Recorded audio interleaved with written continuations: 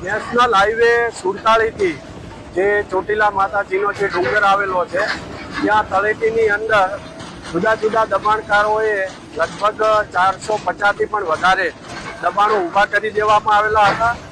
આ રસ્તો છે એ રસ્તો 40 ફૂટનો જે તે વખતે મૂકવામાં આવેલો હતો, જેથી કરીને જે યાત્રાળુઓ આવે છે ડુંગર ખાતે ત્યાં યાત્રાળુઓને કોઈ તકલીફ ન પડે, અવર જવર કરવામાં મુશ્કેલી ન પડે અને જ્યારે પૂનમ જેવો જે તહેવાર આવતો હોય છે ત્યારે મોટી સંખ્યાની અંદર યાત્રાળુઓ ઉમટી પડતા હોય છે, તો ત્યારે એમને ટ્રાફિક ના નડે અને સરળતાથી દર્શન થઈ શકે તેના માટે આ 40 ફૂટનો રસ્તો મૂકવામાં આવેલો હતો।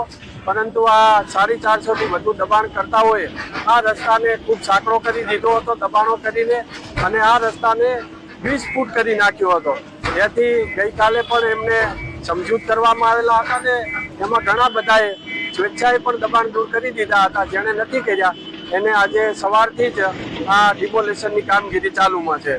શું કાર્યવાહી આગળ થશે? આગળ અત્યારે તો આ ડિમોલેશન તમામે તમામ દબાણકર્તાઓનું દબાણ દૂર કરી અને રસ્તો છે આખો ખુલ્લો કરવામાં આવશે। ભવિષ્યની અંદર પણ આ દબાણ ન થાય તે માટે જરૂરી પગલાં લેવામાં આવશે, સતત ઇન્સ્પેક્શન કરવામાં આવશે।